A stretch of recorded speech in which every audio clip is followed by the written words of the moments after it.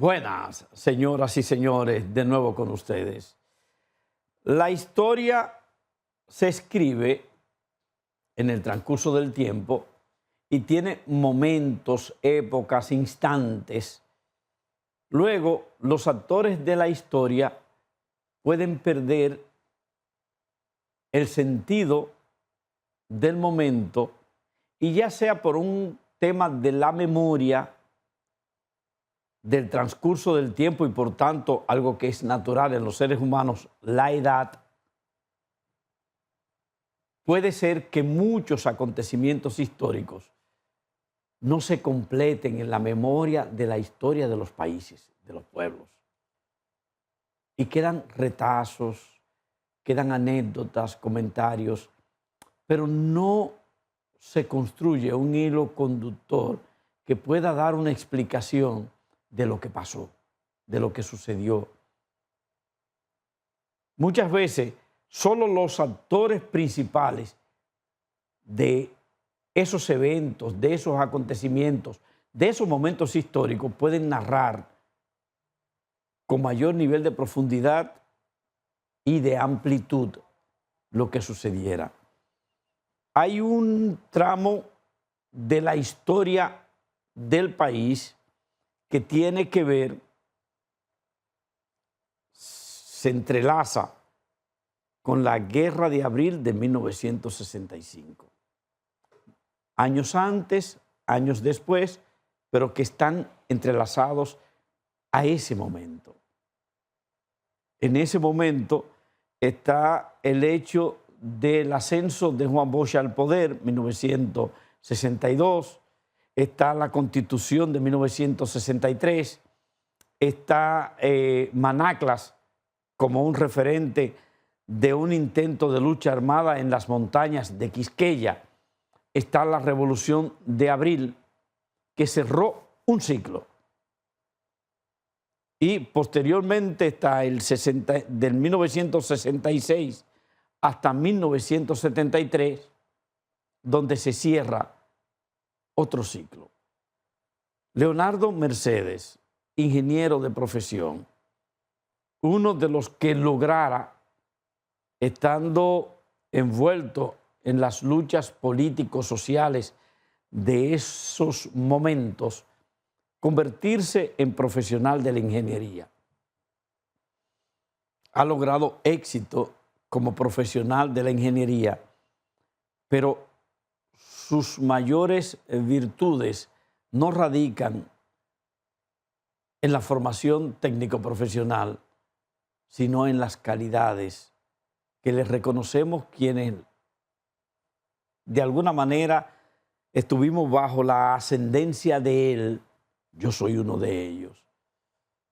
Las calidades de las virtudes como persona íntegra, apegado, aferrado hasta hoy día al pueblo dominicano de una manera que yo a veces con sorna le digo, y tú sigues fuñendo con eso. Leo Mercedes.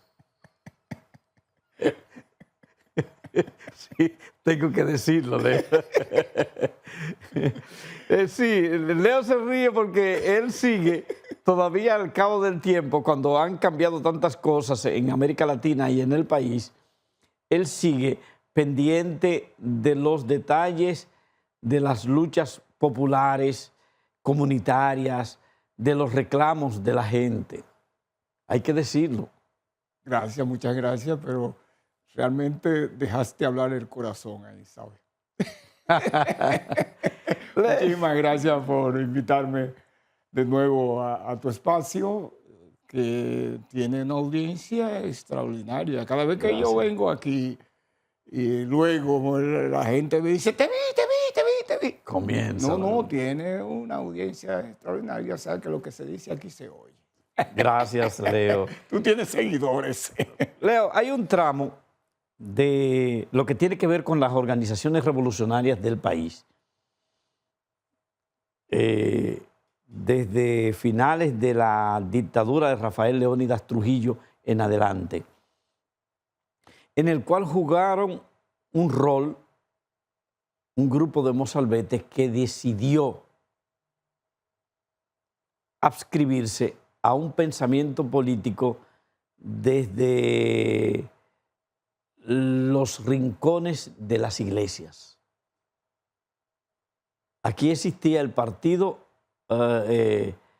Revolucionario Social Cristiano, pero en esos momentos empezó a sobresalir en América Latina la lucha de un cura, Camilo Torres, y posteriormente de una ideología que combinaba el pensamiento revolucionario con el elemento del cristianismo y la fe, la teología de la liberación.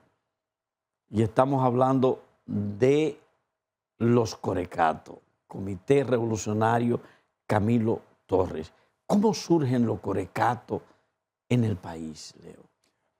Los Corecatos son un producto de la Guerra de Abril. Aunque salen a la luz pública en 1970, febrero de 1970, sin embargo, sus raíces están en el impacto que tuvo en la juventud dominicana la intervención norteamericana de 1965 y el hecho de que esa juventud se viera enfrentando al ejército más grande del mundo. Eso conlleva un proceso de radicalización que rompió las barreras del socialcristianismo porque esa juventud se dio cuenta de que esa doctrina no era revolucionaria, sino que se quedaba dentro del marco del capitalismo. Al estar vinculado al movimiento social y haber tenido esa experiencia y al mismo tiempo haberse dado el giro de una posición democrático-progresista en el seno del Partido Revolucionario Social Cristiano a una posición de colaboracionista con la política imperial y con los grupos oligárquicos del país, entonces se produce el rompimiento. Tú eres muy joven, quizás tú no recuerdes, cuando para 1967 el Departamento de Estado invita a Caonabo Javier, que era el líder de la juventud del Partido Revolucionario Social Cristiano, lo invita a Washington. Ya es instalado el gobierno del doctor Balaguer. Y mientras la juventud se radicalizaba, Caonabo Javier viene con una posición de que al gobierno lo que había que hacerle era una oposición constructiva. Eso marca entonces el inicio del rompimiento de un sector, del sector juvenil principalmente, pero también de parte de los comités que existían en todo el país.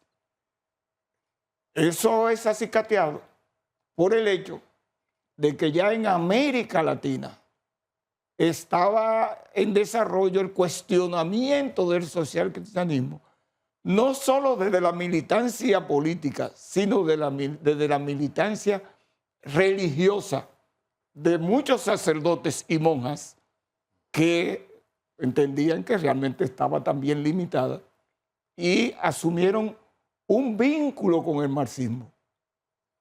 Pero el marxismo visto como ciencia, no como tanto como ideología, sino como ciencia.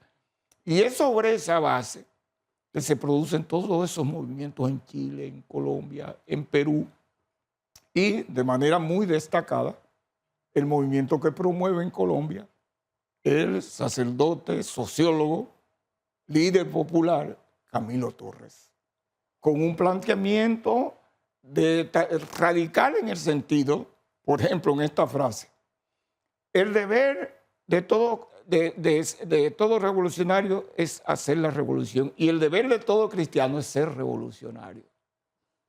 Y además de aquella expresión que tú recuerdas también, frente a los grupos provenientes del marxismo, ¿verdad?, que planteaban de manera directa la vía socialista, él le decía, unámonos en todo, insistamos en todo lo que nos une y prescindamos de lo que nos divide.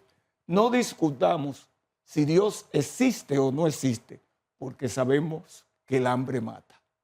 Esas son expresiones muy claras de Camilo, y ese son planteamientos de Camilo que nos sirven a nosotros de referencia para entonces darle cuerpo a un movimiento que entendía que no se podía ya quedar dentro de los marcos del socialcristianismo porque no era una respuesta, pero que no se sentía tampoco expresado en ninguno de los grupos políticos existentes hacia entonces, porque tú recuerdas que ya había un seguidismo ideológico producto de las luchas entre las grandes potencias o las grandes naciones que habían abrazado el socialismo como la meta histórico, social y económica a desarrollar. Entonces, ahí entró la discusión. Bien, ¿qué vamos a hacer? Y todavía cuando se produce el documento de rompimiento que yo recuerdo haber redactado en casa de Francisco Antonio Santos, donde vivía como refugiado, en ese documento que llamamos Un Paso para Avanzar, todavía no sabíamos qué íbamos a hacer. Y entonces, pero sí ya teníamos una opción por el socialismo, porque realmente veíamos en ese planteamiento, en esa concepción, lo que entendíamos era la realización de lo que es la dignidad humana, la libertad de los seres humanos y al mismo tiempo el bienestar y las condiciones materiales que necesita para poder realizarse. Entonces se plantearon tres posiciones ahí. Una posición que decía, bueno, que ya el partido comunista existía y que hacia allá era que teníamos que ir. Ese era el planteamiento de un grupo pequeño que encabezaba Enrique de León. Había otra posición encabezada por José Antinor Fiallo, que planteaba que, bueno, si nosotros lo que queríamos era trabajar con las masas, los trabajadores, los campesinos, que ya la organización que los representaba a ellos existía, que era el PRD, que nos fuéramos al PRD. Y otra posición, que fue la mayoritaria y la que en definitiva se impuso, que era la de que no nos sentimos expresados en ninguna de esas organizaciones. Nosotros entendemos que tenemos condiciones para nosotros poder desarrollar un movimiento de nueva izquierda que pudiera expresar los anhelos y las aspiraciones de las grandes masas trabajadoras, campesinas, pobladores, estudiantes, profesionales, porque así nosotros lo veíamos, porque nuestra experiencia de trabajo era con esos sectores de manera directa. Desde aquella concepción del trabajo social, que tú recuerdas que tenía mucha preeminencia en ese entonces. Y es así como, en vez de constituir un partido o algo parecido, nosotros lo que dijimos, vamos a conformar los comités revolucionarios Camilo Torres. Un paréntesis pequeño ahí, Leo. Estamos hablando de que decidieron, bueno, nosotros no nos adscribimos a los grupos de izquierda que son pro-chino, que era lo que existía en ese momento, o a los que son pro-rusos, o al PRDismo, que lo que representaba, quiera ser o no, era un partido de derecha, y tampoco a ninguna otra organización que no enfocara los dos elementos que ustedes reivindicaban, la revolución y el cristianismo con compromiso social. Sí, una Sí, pequeña sí, corrección. adelante. No, no. Para ese entonces el PRD era de izquierda. Porque recuérdate que el PRD abrazó la socialdemocracia y su liberalismo era un liberalismo no conservador. Entonces, dentro de una visión amplia de lo que es izquierda, el PRD en ese Era momento progresista. y democrático. Y democrático. Sí, sí, entonces era izquierda en ese entonces. Entonces, sobre la base de no adscribirse a eso, reivindicando su procedencia cristiana, básicamente, ¿no? Sí, sí. Y el pensamiento de Camilo Torres, que era el cristianismo con revolución. Exacto. Es cuando ustedes deciden no formar un partido, sino los comités revolucionarios Camilo Torres. Sí, con una concesión organizativa de la siguiente manera.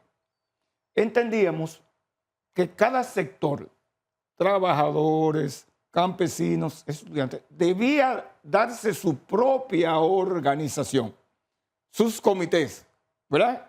Su organización. Y entonces conformar un equipo, una dirección que fuera la cabeza de todo el movimiento para la orientación estratégica y para la coordinación de la lucha entre todos esos sectores. Por eso lo de comités revolucionarios Camilo Torres. ¿Quiénes empezaron ese movimiento? Aparte de Enrique de León Mercedes, de Antinoe Fiallo, ya mencionado, ¿quiénes más de Francisco Antonio Santos?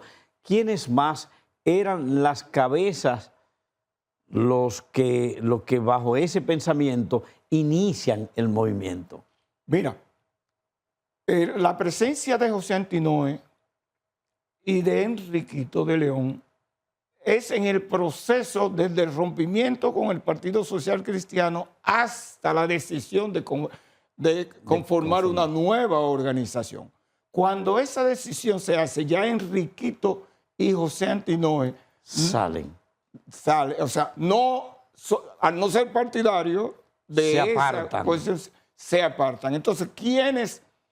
El día que se decidió la conformación de los comités revolucionarios Camilo Torres, estaban presentes en casa de Francisco Antonio Santos, que fue donde se produjo la reunión, donde se hizo esa decisión.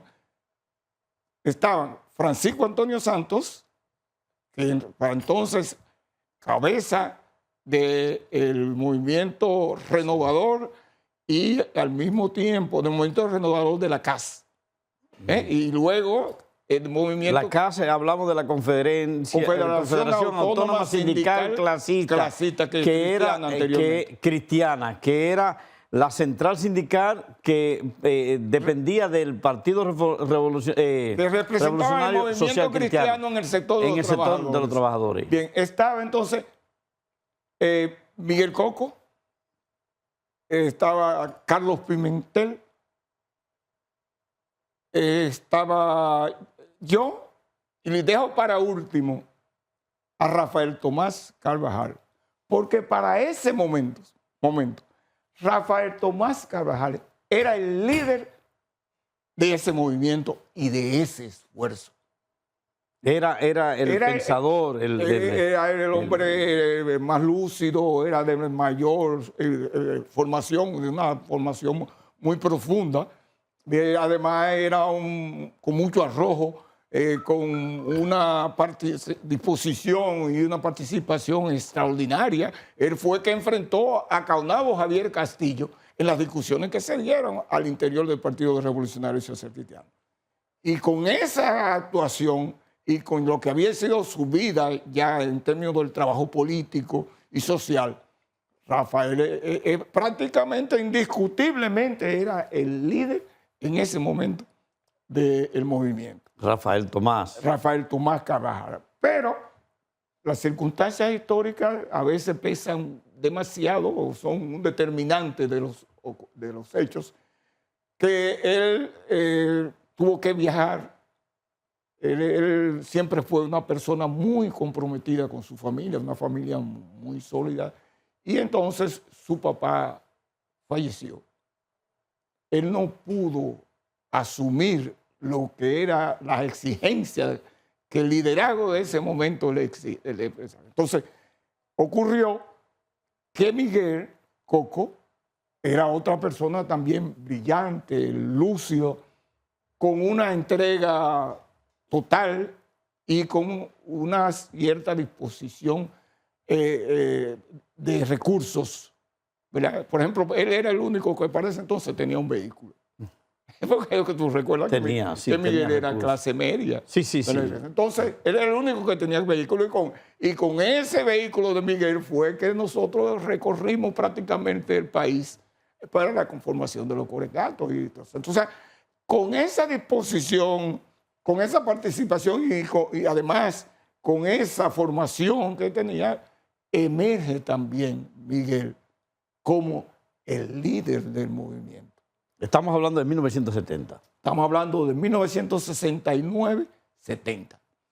Y ya entonces ahí viene todo el plan de desarrollo del movimiento, quienes debían trabajar en los trabajadores, que ahí estaba Francisco Antonio Santos, a mí me responsabilizaron de todo el sector estudiantil, el compañero del movimiento Rafael Tomás, Carlos Pimentel también estaba ya en el movimiento estudiantil, ¿verdad? Y así nos distribuimos las diferentes responsabilidades para desarrollar el trabajo. ¿Qué ocurre? Que los corecatos o camilistas, como luego nos designaron los muchachos del MPD, fue quienes eran los camilistas, ¿entiendes? No fuimos nosotros quienes nos pusimos incluso camilistas, fueron ellos quienes nos bautizaron con ese nombre. Oye, ese movimiento creció como la verdolaga. Por el país entero surgieron los camilistas, Comité Revolucionario Camilo Torres, en casi todo el país. Pero tú te preguntas, ¿pero y por qué?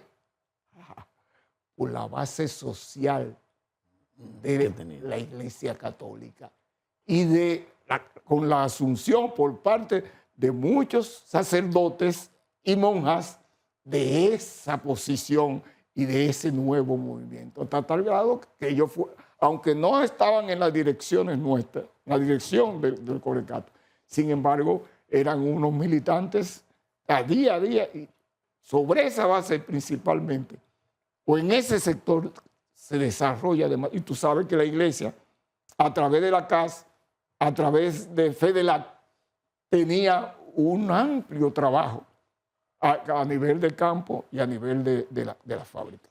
Leo, ese es el trabajo de organización, ese es el perfil de una estructura que se expandió rápidamente. Has enfatizado la parte que tiene que ver con el trabajo sindical, con el trabajo campesino, con el trabajo estudiantil, pero ¿cómo llega la convicción de la lucha armada a los corecatos? Después de la pausa. Está interesante.